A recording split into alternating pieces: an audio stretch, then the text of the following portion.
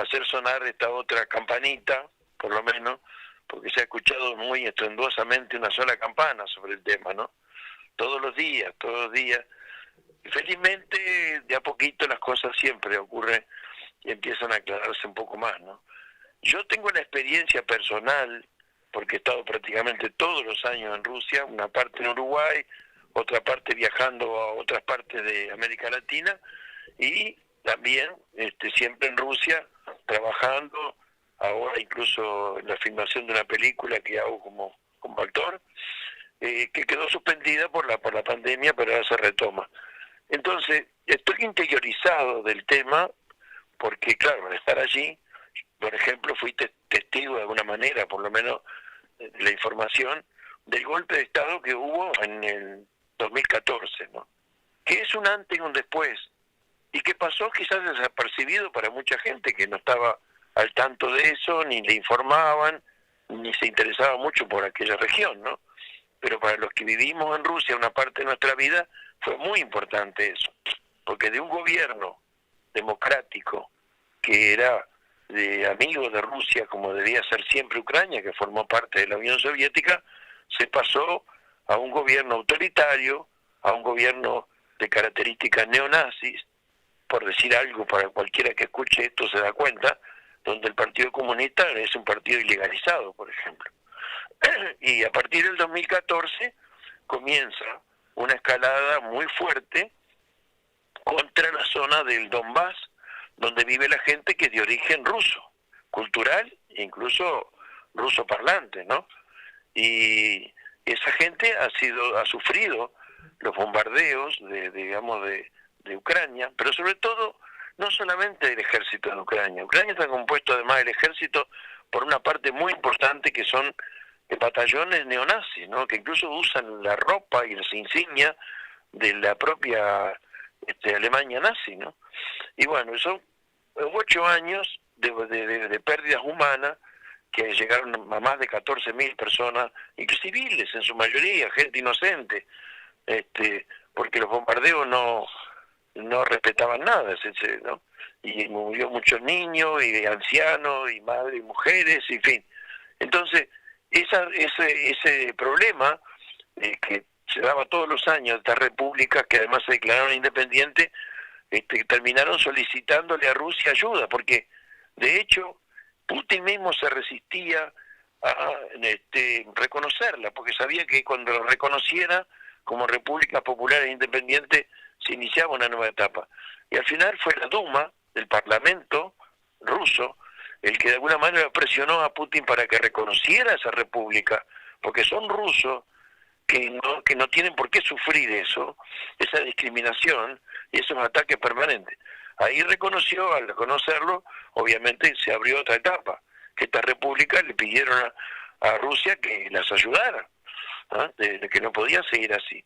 Ese es un tema muy importante, que no se conoce y que yo quiero transmitir a través de ustedes. Hay gente que sí lo conoce, pero otra parte no. Es la zona en que en estos momentos Rusia está tratando de expulsar de ese lugar donde viven la gente rusa a los neonazis que están ahora resguardados en una fábrica siderúrgica, ¿no? Que es muy grande.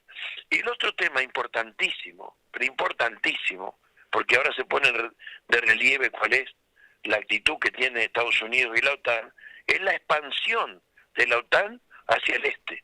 Había un compromiso con el primer presidente postsoviético, Yeltsin, de que la OTAN no se iba a expandir, que no iba a instalar bases militares en ninguno de esos países que habían formado parte de la Unión Soviética. Pues bien, hoy hay 14 países con bases militares apuntando a Moscú.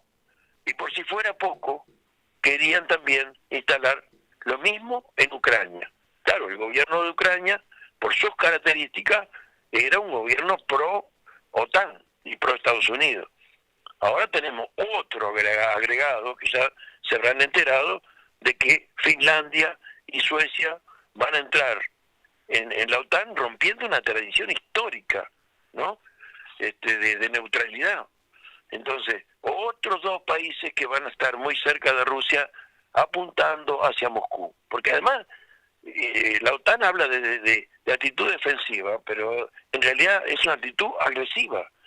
¿Cómo se puede entender que se hable de paz, que hay que lograr la paz entre Rusia y Ucrania, y al mismo tiempo se esté alimentando todo el tiempo con armas a Ucrania? Lo dijo el mismo Papa. No se puede hablar de paz cuando uno está alimentando militarmente, es echar leña al fuego.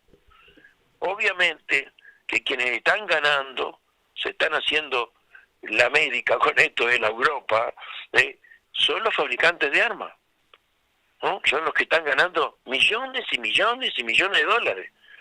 Lamentablemente es así.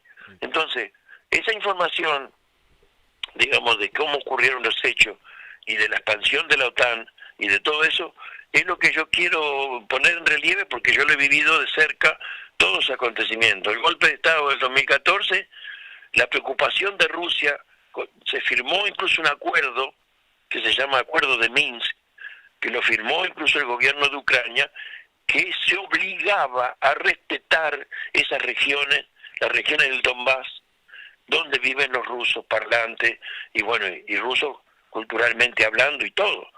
Y no, lo que hizo fue atacarlos permanentemente. Entonces no podía darse otra salida que esta. Es lo que yo veo desde mi punto de vista. Raúl, un poco el tema es digamos, la condena que se ha dado, ¿no? A que quizás en la época que estemos viviendo se dé una nueva situación de guerra. Yo creo que mayoritariamente ha sido la condena al mecanismo, ¿no? Bueno, usted explica esta otra visión de que, bueno, quizás no había otra salida, pero a veces quizás ¿no? Don José, Doña María en su casa se pregunta, ¿no? Con tanto que supuestamente hemos evolucionado, ¿no habría otro camino, ¿no? Que no sea la guerra. El diálogo se buscó siempre.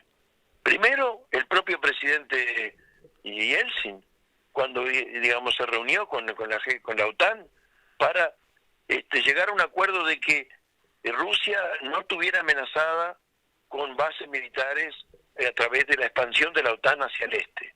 Y se llegó a ese acuerdo. Y se dijo que no se iba a expandir la OTAN.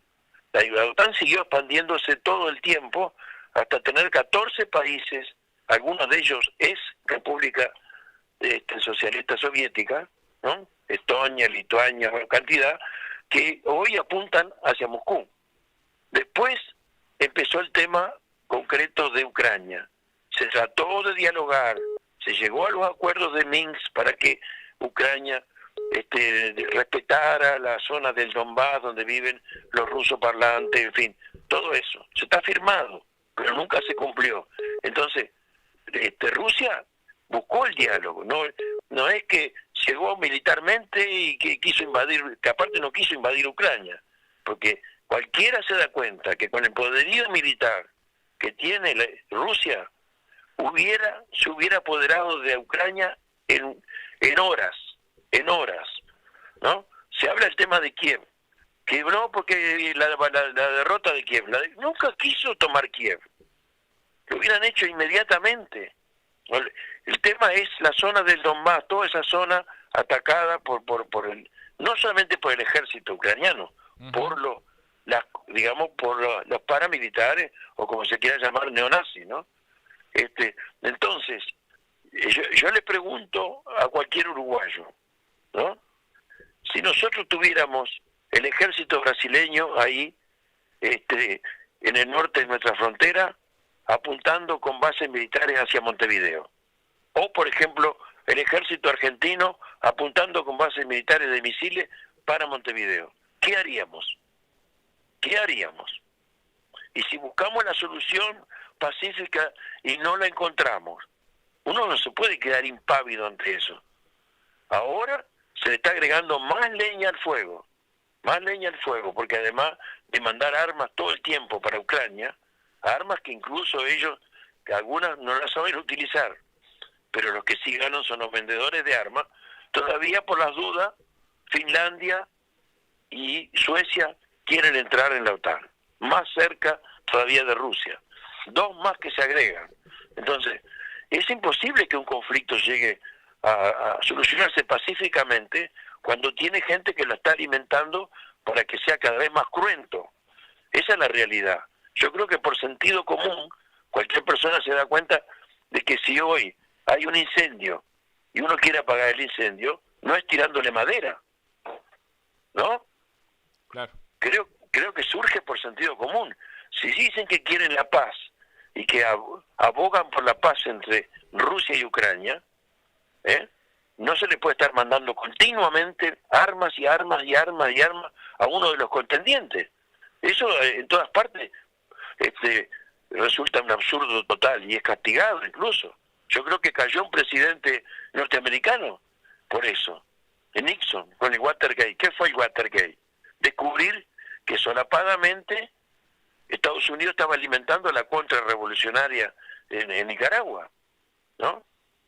Pero ahora parece legítimo, parece natural que Estados Unidos y la OTAN envíen todo el tiempo armas para hacer crecer el conflicto, porque ese conflicto se tenía que haber resuelto rápidamente. Incluso hubo un momento, Fernando, si usted se recuerda, que se encontraron en Estambul el ministro de Relaciones Exteriores de Rusia, el canciller, Lavrov, y el de Ucrania. En ese momento, Zelensky le mandó decir a Putin lo siguiente, que estaba dispuesto a declararse neutral y a respetar las zonas del Donbass, que no iba a atacar más esa zona. Lo único que pedía a cambio era que lo legitimara Putin reuniéndose con él, ¿no? Y Putin estaba dispuesto a hacerlo, a pesar de que había dicho que era un nazi, todo lo que había dicho de Zelensky, que no falta la verdad, que es un drogadicto, que no falta la verdad, porque hay incluso videos que lo muestran a él totalmente drogado, ¿ah? Pero, ¿quién impidió eso? La OTAN y Estados Unidos. Inmediatamente lo llamaron para cortar ese proceso, que era el inicio de un proceso de paz. Porque los dos temas que más le interesan a Rusia son eso, que Ucrania sea neutral y además que respete la zona del Donbass, donde están las dos repúblicas que se han declarado independientes y que son rusos, Claro. ¿no? Que además son regalos que recibió Ucrania de parte de Khrushchev y de otros en la época que Ucrania formaba parte de de la Unión Soviética. De la Unión Soviética, exacto. Ahí está. Claro, ¿verdad? Ahí está. ¿Cómo han sido las repercusiones, ¿no? Cuando usted en distintas instancias, bueno, expone esta otra visión y demás, la gente está informada, se muestra sorprendida, está abierta a escuchar esta otra visión, Raúl? Yo tengo la sensación, es muy subjetivo lo que voy a decir, de que poquito a poco la verdad se está abriendo muy lentamente camino, porque hay como datos que la gente, de alguna manera, insisto, por sentido común, empieza a reflexionar con cabeza propia. Al principio lo aturden con información, incluso una información que es deformada, es desinformación, no es información.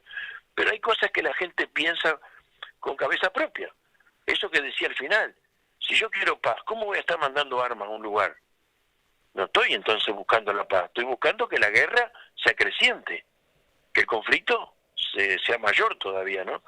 Yo creo, al principio creo que la gente, claro, se molestaban y todavía hay como una rusofobia, se está utilizando este tema, que es un tema estrictamente político-militar, digamos, para hacer una campaña contra Rusia, nada menos.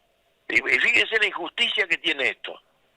Yo como una persona mayor, hasta los 20 años, más o menos, creí que era los Estados Unidos que nos habían salvado del nazismo, de Hitler. Ahí descubrí que había sido la Unión Soviética y que había perdido más de 27 millones de personas en esa guerra. Entonces, si nosotros hasta por gratitud deberíamos tener otra mirada hacia Rusia, independiente de quién preside hoy Rusia. Y lo mismo sobre la cultura rusa. Yo soy un hijo de la cultura rusa. Lo que yo más sé respecto a lo teatral, a lo que me da incluso posibilidades de recorrer el mundo, es lo que yo recibí de Rusia. Porque es una cultura muy especial, hasta muy superior en muchos aspectos. O sea, entonces, que se prohíba Dostoyevsky, que se prohíba el Tchaikovsky, como ha pasado en distintos lugares, o que nombrar a Rusia sea como una mala palabra, es un absurdo. Porque, usted está en Paysandú, ¿no, Raúl? Y muy cerca de sí, en ahí, este en momento, Río Negro, en otros lugares, hay colonias rusas. ¿Cómo están viviendo la situación? no, las colonias rusas que hay, por ejemplo, que son de San Javier, que digamos son descendientes, por ahora ellos no se han manifestado mucho, digamos ellos ya de alguna manera ya están abandonados del idioma, ¿no? La otra colonia, Ofir, lo que yo sé de ellos es que algunos de ellos se van para Rusia porque Putin le ha dicho a todos los descendientes de rusos que quieran ir a su patria nuevamente, se les paga el pasaje, ¿ah? Los que quieran volver a vivir allá, ¿no? Pero no ha habido manifestaciones de parte de ellos en ese sentido, ¿no?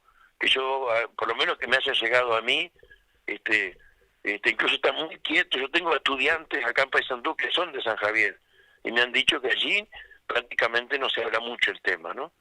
Claro, la gente incluso te tiene miedo a veces decir algo respecto a favor de Rusia o de aclarar la situación, porque parece tan fuerte la rusofobia que yo imagino que debe ser por ahí la cosa, ¿no? Y yo creo que esto va a pasar de cualquier manera, ojalá que no se llegue a extremos. Todas las noticias de todos los días son muy negativas en el sentido de todo esto de la OTAN. De los movimientos que hace la OTAN no son para favorecer, sino para empeorar la situación. Pero yo creo que de parte de Rusia, por ejemplo, no se dice una cosa importantísima. Ahí en Mariupol, eso es una zona rusa. Ahí nunca Rusia puede haber invadido y haber bombardeado, porque son sus hermanos. Quien lo ha hecho todo el tiempo han sido el ejército ucraniano y las fuerzas estas neonazis, que aparte ustedes la pueden ver en fotos porque están por todos lados ya. Las fotos de ellos incluso con esvástica, con cosas, digamos, signos que incluso vienen de la época de Hitler. Muy bien, Raúl, muchísimas gracias y bueno, a la orden por acá y bueno, siempre un poco en la tónica de nuestro trabajo, de mostrar todas las campanas, todas las opiniones, queríamos tener su palabra. No nos pudimos encontrar en libertad, pero bueno, de esta forma y a través de esta entrevista telefónica, compartir con la gente de acá su visión. Bueno, yo le agradezco, Fernando, le agradezco porque me parece que sí, que tiene que ser la labor de los verdaderos periodistas, ¿no? De justamente abrir la posibilidad de que la gente piense con cabeza propia, porque la desinformación ¿a qué lleva? A que la gente tome posiciones sin conocer los temas, digamos, en profundidad, y lleva incluso a actitudes irracionales de la gente a veces.